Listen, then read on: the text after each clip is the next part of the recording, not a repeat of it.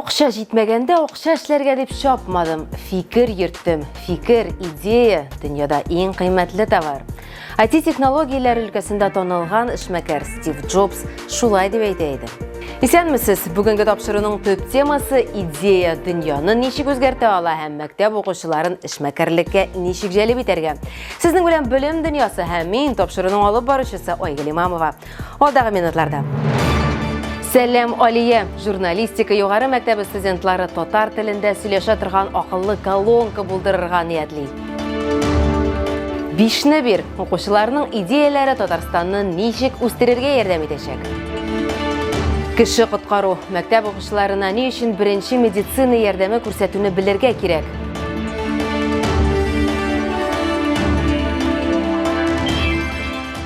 Татар телен өйрәнеп, татарча сөйләшеп китәргә акыллы колонка ярдәм итәчәк. Алия, Казан Федераль университетының журналистика һәм медиа коммуникация югары мәктәбе студентлары үзләре тудырган проектка нәкъ шундый исем бирделәр һәм хәзер исә аны популярлаштырырга тырыша. Студентлар шиксез ышана, Алия кирәкле продукт. Бүген техник яктан эшләр бара. Алиянең тавышын ничек сайлыйлар икән? Студентлар татар телен белгән кешеләрнең тавыш язмаларын җыялар икән. Бу эштә аларга Республика Фәннәр академиясенең гамәли семиотика институты хезмәткәрләре ярдәм итә. Үз проектлары турында зирәк студентлар Эльвира Җамалетдинова сөйләде. Идея турында сөйләшү, сайтны ясау һәм программистлар белән килешү. Шулай итеп, КФУ студентлары акыллы колонка ясыйлар. Алар микрофон һәм тавыш ярдәмчесе булган гади шәбәксез динамикны нигез итеп алачак. Ләкин аның төп өстенлеге кешеләрне татар телендә сөйләшергә өйрәтү. Мондый җайланманы булдыру идеясы Дана Кугаевскийга килде. Ул татар телендә сөйләшә белми, ләкин колонка ярдәмендә аны өйрәнергә өметләнә. Мы же живем в Татарстане, и можно сделать умную колонку Алия. Без бит Татарстанда яшибез. Татар телендә Алия дигән акыллы колонка ясап була. Нигә Алия? Бу минем яраткан татар исемем. Мин дусларыма тәкъдим иттем, алар шунда ук әйдәгез калдырык диделәр. Без хәтта башка вариантларны да карамадык. Татар колонкасын булдыруда Данадан тыш тагын 4 студент катнаша. Бергә алар киләчәк җайланмаларын нинди функционалларга ия булачагын уйлап тапканнар. Шулай итеп, аны функционалына студентлар халык иҗаты ярдәмендә татар телен укытуны кертәчәк. Алия 300-дән артык әкият һәм җыр белә торган була. Студентлар туган телне өйрәнү программасын балалар психологы белән бергә төзергә планлаштыралар. Я живу в Татарстане, так или иначе слышу татарскую речь. Мин Татарстанда яшим. Татарча сөйләшүне еш ишетәм. Әйтик, тулай торактагы күршеләрем татар телендә сөйләшәләр. Мин инде алар ярдәмендә кайбер сүзләрне өйрәндем. Әгәр дә колонка булса, бик әйбәт булыр иде. Колонка дизайны шулай ук татар мәдәнияте белән бәйле булачак. Логотип лалә чәчәге рәвешендә ясалачак. Мондый карарны Артем Аксинин үзенең төркемдәше белән бергә кабул итте. Аларның сүзләренчә, бу чәчәк Татарстан белән символлаштырыла. Яктырту өчен алар 2 төсмер сайлаганнар: кара яшел һәм кара зәңгәр. Студентлар колонканың үз корпусын ак төстә ясаячак. Это наш дизайнер Салават. Бу безнең дизайнер Салават. Ул бу проект өчен дизайн беренче чиратта логотип үрнәкләр уйлап тапкан. Аның өчен милли колорит белән эшләү өчен беренче тапкыр түгел. Ул безгә бик нык ярдәм итте һәм бергәләп без шундый матур дизайн продукт ясадык.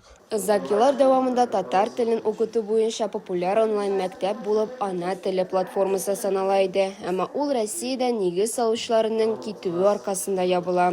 Хәзер Татарстанда аңа альтернатива эзлиләр. Киң функционалы аркасында Алия колонкасын укытучы дип атыйлар.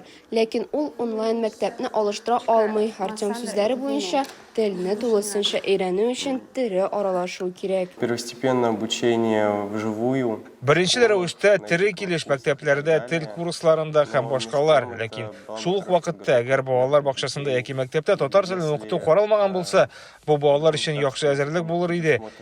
И мини-версия тагын да ярдәм итәчәк. Димәк, без классик белемне алмаштырмыйбыз, ләкин бу бик яхшы өстәмә кебек.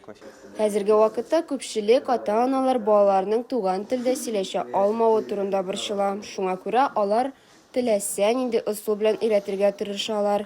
КФУ студентлар әйтүенчә, аларның колонкасы бу проблеманы хәл итәргә ярдәм итә алачак. Гаджет укытучы һәм остаз гына түгел, ул күңелле һәм файдалы вакыт үткәрә алырлык дус була алачак. Инновацияләр, идеяләр, эшкуарлык. Булар барына Татарстан студентларын гына түгел, мәктәп укучыларын да өйрәтәләр. Казанда 5-не бир проекты җиңүчеләрен бүләкләделәр. 700-дән артык яшь катнашучы 1000-нән артык мобиль кушымта булдырды. Максаты шул кушымталар республика халкының тормышын яхшыртуга ярдәм итәргә тиеш. Балалар тарафыннан эшләнгән сервислар арасында чәчәкләр китерү, биюләр остаханасы, физика буенча белешмәлек, автор курчаклары кибете, япон ашлары рестораны һәм бик күп башкалары бар. Иң яхшы 50 идея авторы дипломнар, ноутбуклар һәм лагерьга юлламалар белән бүләкләнде. Конкурс оештыручылары максат итеп укучыларны математика һәм информатиканы өйрәнүгә этәрүне, технологик эшкуарлыкны үстерүгә этәргеч бирүне куйдылар. Балалар проект менеджментларына ничек өйрәнделәр һәм шуның белән төбәк үсешенә нинди ярдәм күрсәттеләр. Инҗи Габидуллина сөйләр. Киләчәк заманча технологияләр һәм балалар кулында.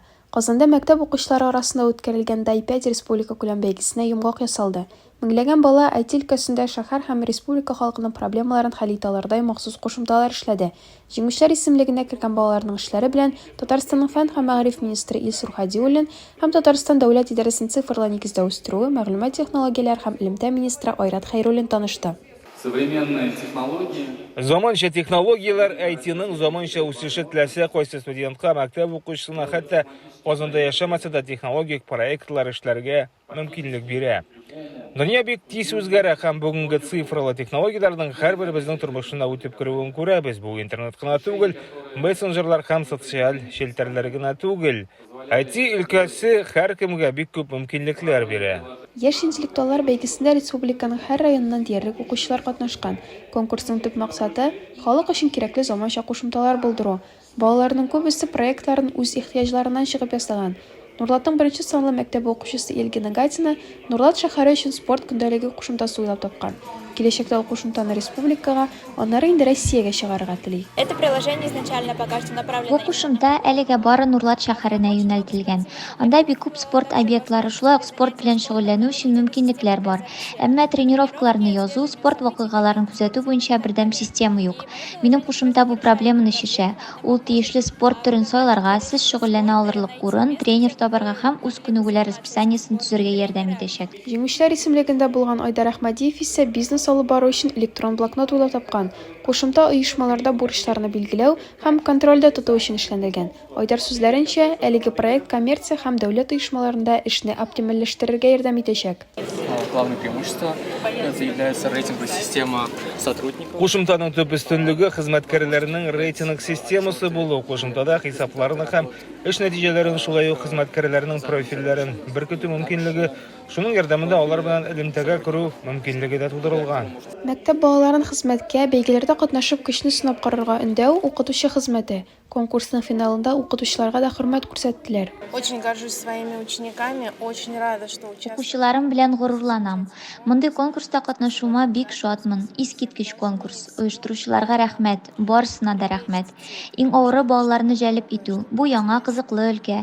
Безнең район кичкенә һәм балалар күп түгел, ә цифрлы технологияләр алга бара. Балаларны күбрәк җәлеп иткән саен безнең өчен дә, район өчен дә, республика өчен дә яхшырак. Илсур Хадиуллин белән Айрат Хәйруллин бәйгедә иң яхшылары булып танылган 50 укучыны бүләкләде. Балаларга ноутбуклар һәм җәйге лагерьга юлламалар бүләк ителде. Айрат Хәйруллин үзендә көч табып конкурста катнашкан һәр укучыга, аларның укытучыларына һәм мәктәп директорларына рәхмәт сүзләре әйтте. Наша задача Безнең бурыч икътисадның хәзерге дөньяда алдынгы урында баручы хәрәкәтенең яңа тармагын булдыру һәм үстерү. Бу югары түләүле эш урыннары да дигән сүз. Сез фәндә дә, бизнеста да, дәүләт өлкәсендә гражданнарыбызның тормыш сыйфатын күтәрүче интеллектуаллар. IT өлкәсенә балаларны җәлеп итү замана таләбе. Шул нисбәттән мәктәп укучылары арасында үткәрелүче дай-5 бәйгесенең дә икенче сезоны көтелә.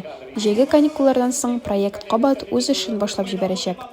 Математика һәм телләрне белү генә түгел, беренче медицина ярдәмен күрсәтә белүдә. Тиздән Россия укучыларын шуңа өйрәтә башлыйлар. Бу турыда минем хезмәттәшем Нияз Рахман белән балачак һәм мәгариф дөньясыннан иң уникаль яңалыклар аның кызыклы тәнәфес рубрикасында.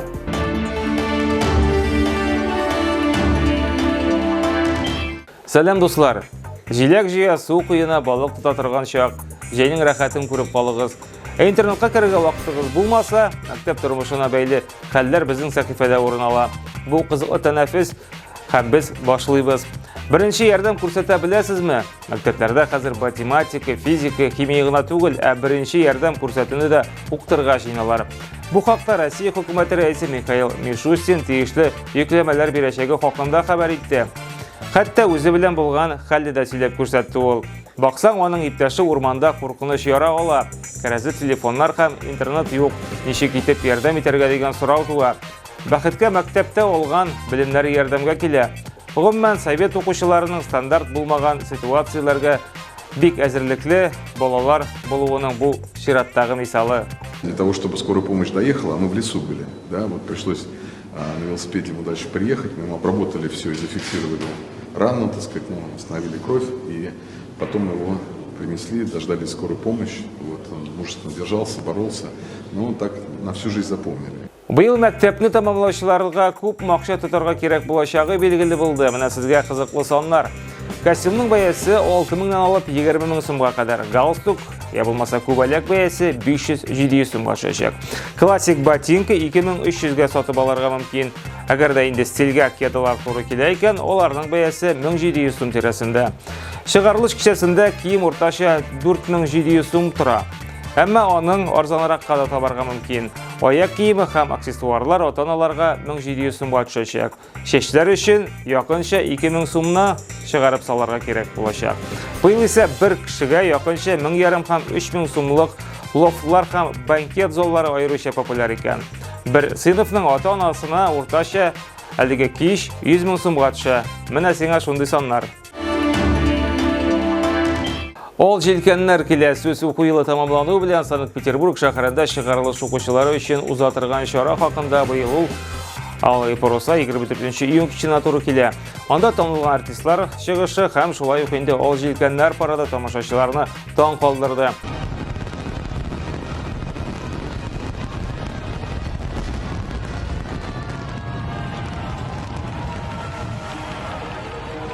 Казакстанны шаккаттыра сүз Казан кызы Ралина Ибраева хакында 11 яшьлек кыз Казакстанда узатырган голос балалар тапшыруының ярым финалына чыга. Ралина исә жюри әгъзаларын казак телендә "Булбул кусым ой" дигән җыр белән шаккаттырды. Ярым финал 1 июльдә туры эфирда узачак. Ралинаның чыгышы сездә тыңлап китегез әле.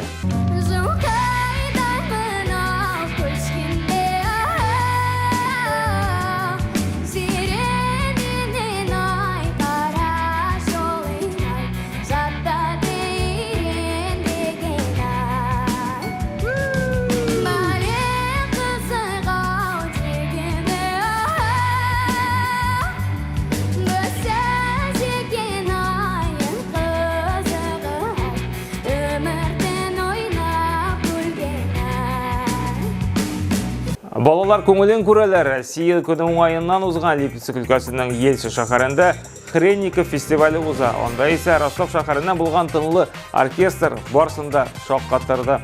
Аларның ничек итеп балалар белән эшләвен хитка әверелде. Язманы сезгә дә күрсәтәбез.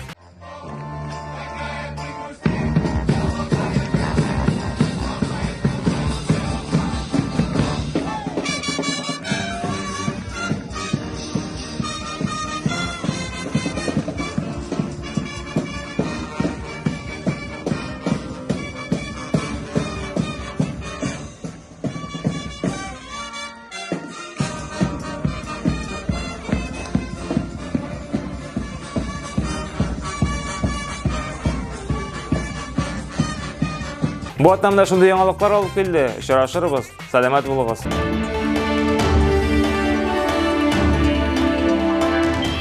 Уңышлы кеше булырга ашыкмагыз, кыйммәтле кеше булырга тырышыгыз, дибендәде танылган галим Альберт Эйнштейн. Кешенең кыйммәте аның белемнәрендә, күнекмәләрендә, фикерләрендә, кылган эшләрегездә илһам телибез. Сау булыгыз.